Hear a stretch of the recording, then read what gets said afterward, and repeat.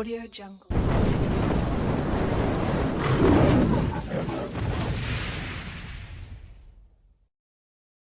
Good morning, class. Welcome. Today we will read class 7th history chapter number 2, new kings and kingdoms. In the previous video we have read about the chapter, so let us come on the subtopic, a closer look, the Cholas. In this chapter we will read about the Cholas dynasty and the expansion of the Cholas dynasty. Look at the map. In the map you will get that Cholas dynasties had been extended from east to west and to South India from Sri Lanka. You can see in the map, can observe in the South India, Urayur, Tanjore, Madurai, you can also observe. So come on the subtopic, from Urayur to Tanjore. How did the Cholas rise to power? How did Cholas gain power? A very minor, small chiefly family known as Muttairiyar held power. Muttairiyar, they held the power in Kaveri Delta in South India, and Muttairiyar, they were subordinate, they were under the Pallava king of Kanchipuram. And Vijayalaya, who belonged to the ancient chiefly family of the Cholas from Urayur, and Vijayalaya captured the delta from Muttairiyar family in the middle of the 9th century. And after that, Vijayalaya built the town of Tanjore and a temple for goddess Nisumba Sudni there. Understood? The successor of Vijayalaya conquered neighboring regions and the kingdom grew in size and power. The Pandyan and the Pallava territories to the south and north were made part of this kingdom. And after that, the successor, the son of Vijayalaya, they also conquered the neighboring regions. And after that, the Cholas dynasties, the kingdom had been expanded in size and power. They also captured on the region of Pandyan king and the Pallava territories to south and north. They became the part of their kingdom, part of Cholas dynasty. Raja first, considered the most powerful Chola ruler, became king in 985 and expanded control over most of these areas. And Raja first was the most powerful Chola ruler, and he became king in 985 and he expanded control, and he had expanded his region territory over most of these areas.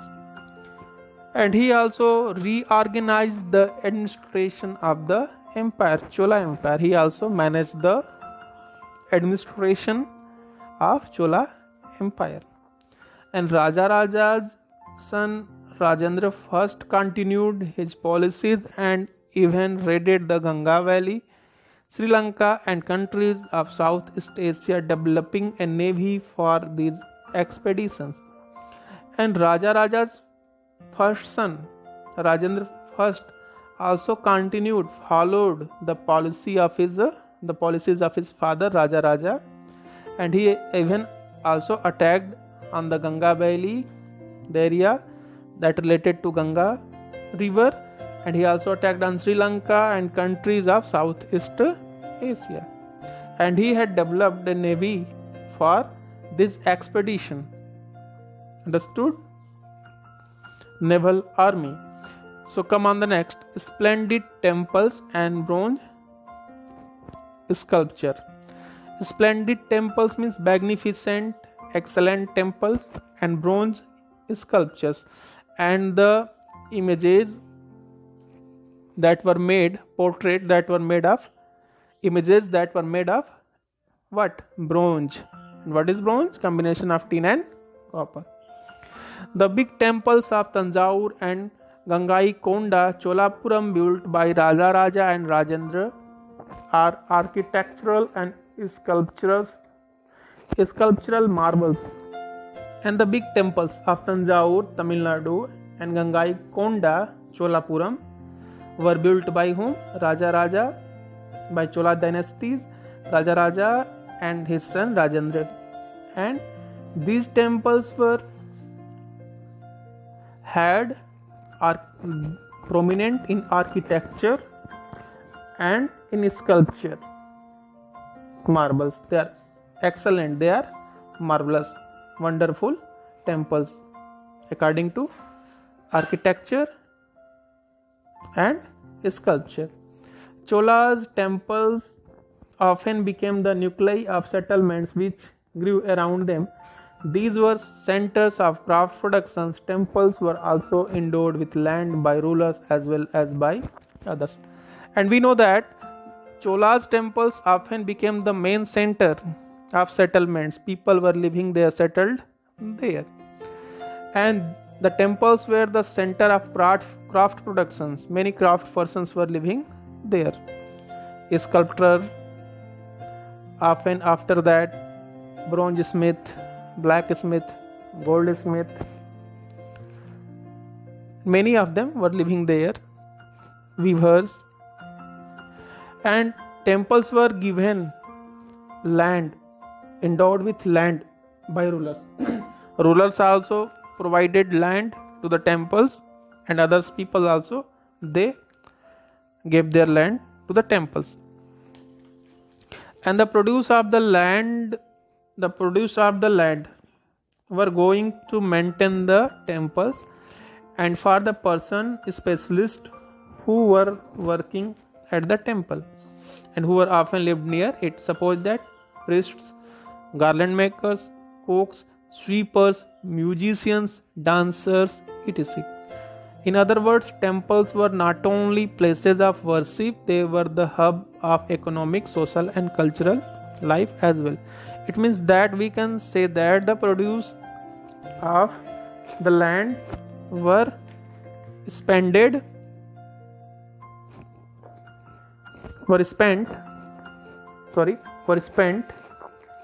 for maintaining the specialists who were working in the temple, at the temple.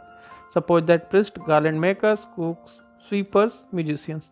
And temples were the main center of what? Economic, social and cultural life. People were earning their money, and different type of people were living there, and cultural life as well also indulged. Amongst the crafts associated with temples, the making of bronze images was the most distinctive. And what was famous amongst the crafts? Making bronze images were most distinctive, more special. And Chola's bronze images are considered amongst the finest in the work. And Chola bronze images are considered, they are imagined the finest, the top most work, we can say that. While most images were of deities, sometimes images were made of devotees as well. And images were not only made of deities, god and goddesses, the images of deities, devotees. Devotees means worshippers, one who worships the god and goddesses. Bhakt. The portrait, the images were also made of devotees as well. Agriculture and irrigation. And we will read in this portion about the agriculture in Delta region and the irrigation, how to water the plants in the fields, Many of the achievements of the Cholas were made possible through new developments in agriculture. Look at the map second. Notice that the Kaveri branches off into several small channels before emptying into the Bay of Bengal. We know that Kaveri river is divided into different channels, different parts before emptying into the Bay of Bengal, and these channels overflow frequently because of Kaveri river and depositing fertile soils on their banks. And water from these channels, the channels also provides necessary moisture, and because of moisture for agriculture, particularly the cultivation of rice is prominent in the delta region because of the channels, because of the Kaveri river water. Although agriculture had developed earlier in other parts of Tamil Nadu, it was only from the 5th or 6th century that this area was opened up for large scale cultivation. Agriculture is prominent, started earlier in Tamil Nadu other parts of Tamil Nadu, but in 5th and 6th century this area was opened up for large scale of cultivation, means because of these channels of the Kaveri river. After that, forest had to be cleared in some regions, Kaveri regions, delta regions. Land had to be leveled in other areas. In the delta region, embankments had to be built to prevent flooding, and canals had to be constructed to carry water to the hills. And in the delta region, embankments, what do you mean by the term embankments? Embankments means bandh, we can say that in Hindi, that were made to prevent the water, flooding water, and canals had to be constructed. And canals had to be constructed to carry water to the field. In many areas, 2 crops were grown in a year. In many cases, it was necessary to water crops artificially. A variety of methods were used for irrigation. In some areas, wells were dug. In other places, huge tanks were constructed to collect rainwater. Remember that irrigation works require planning, organizing labor and resources, maintaining these works, and deciding on how water is to be saved. And in many cases, it was necessary to water crops. How to water crops? Where water was not available naturally by the rivers, a variety of methods were used for irrigation. Wells were dug, huge in some places, other places very big tanks were constructed and to collect the rainwater. And you know that for making tanks, for digging well, what is needed? Planning, organizing labor and resources. These things are needed. Maintaining these works and deciding and maintenance is also needed, and deciding on how water is to be shared in among people.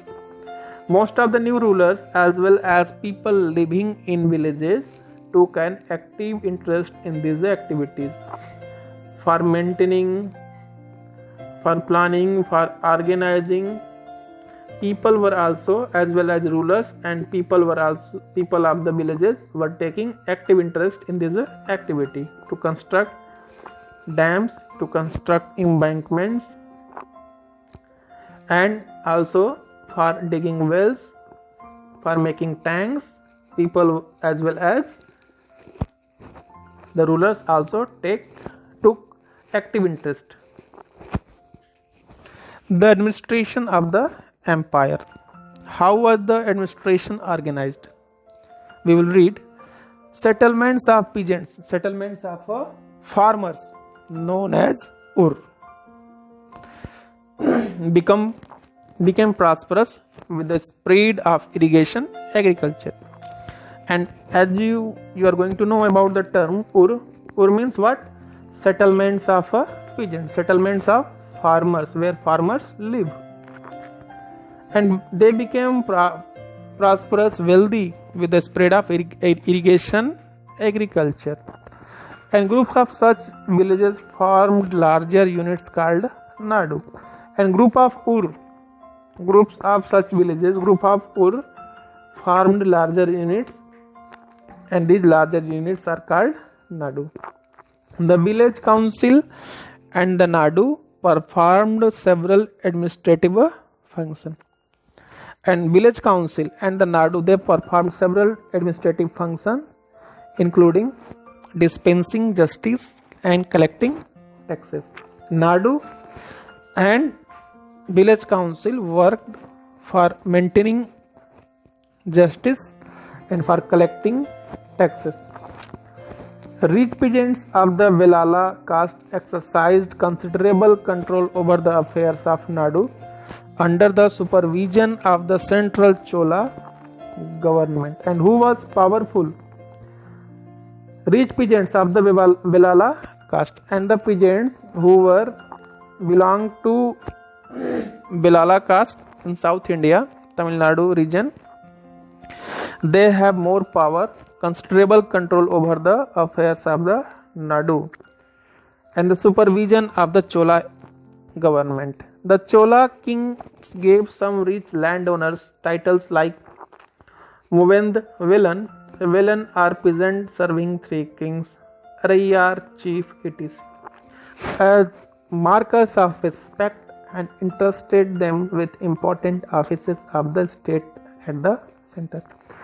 And the Chola kings had also given the titles to rich landowners who had more land. And the titles were Mu Vend Velan. Muvend Velan means a Velan or peasant. Velan or peasant means kisan, farmer, who serving three kings. And Arayyar, three kings means from his father and their father. Understand? The peasant who were serving the king from earlier time, their family. And Arayyar means chief, and these are given as a mark of respect to these rich landowners, and they were entrusted them with important, and they were deputed with important offices of the state at the center. We will read next types of land. How many types of lands were? Chola inscriptions mention several categories of land. Velan Vagai.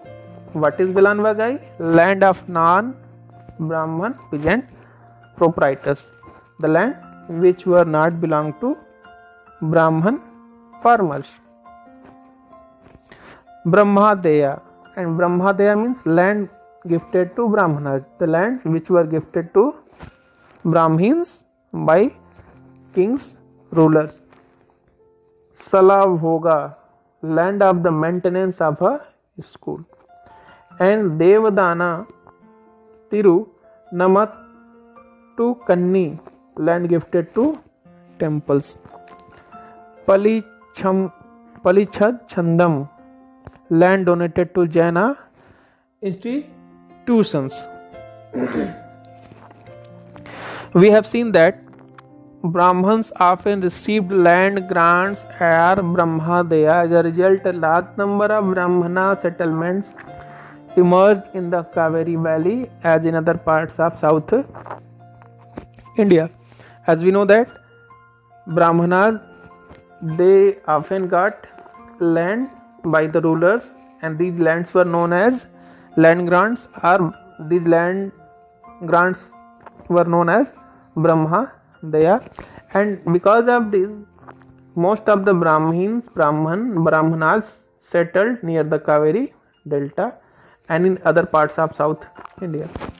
And each Brahmadeya was looked after by an assembly of Sabha of prominent Brahman landholders These assembly worked very efficiently. The decisions were recorded in detail in inscriptions, often on the stone walls of temples. Associations of traders known as Nagaram also occasionally performed administrative functions in town. And each Brahmadeya, the land was given to Brahmanas, and these lands Brahmadeya was looked after by an assembly or sabha of prominent special Brahmana landholder. The landholders, the special prominent विशेष जो विशेष Brahmana landholders, they were also looking after these lands, Brahmadeya.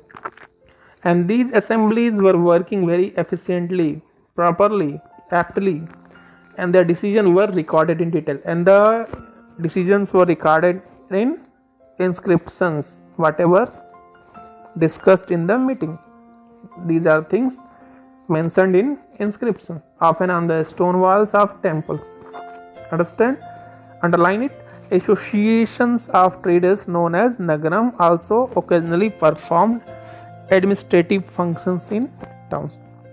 And what do you know here?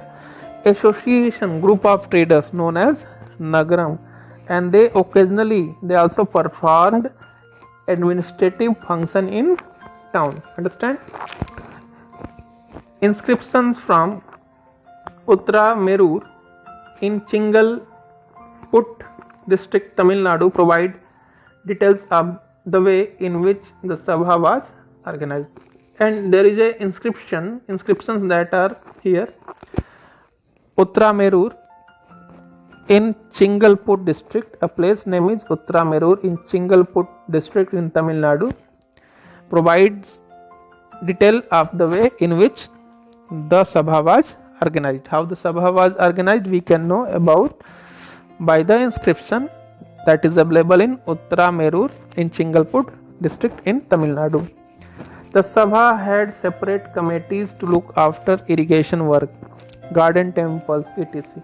Means that Sabha had been separated, divided, committees had been made for looking after the irrigation work and garden temples.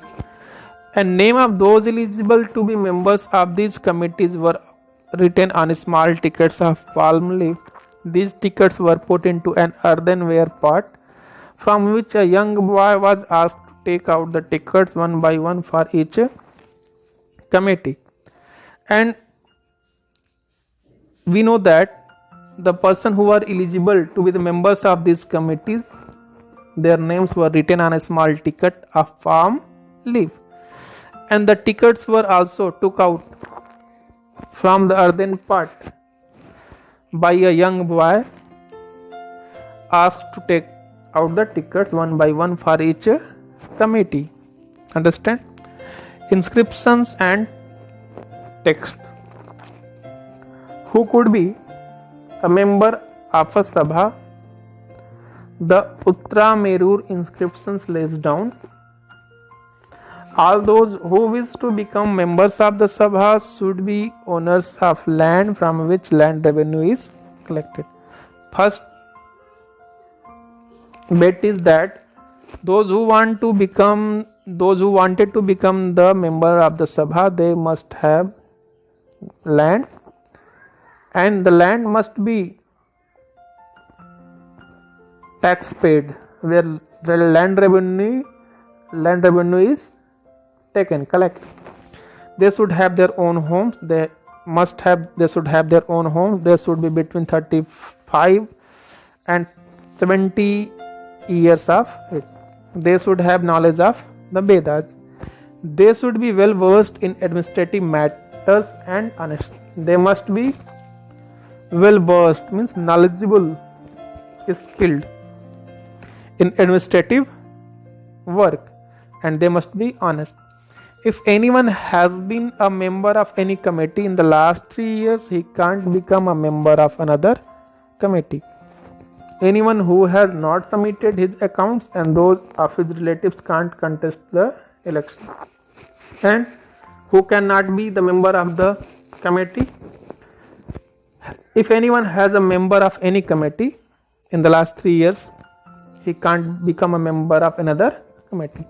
And anyone who has not submitted his accounts, not submitted account about how much money he had,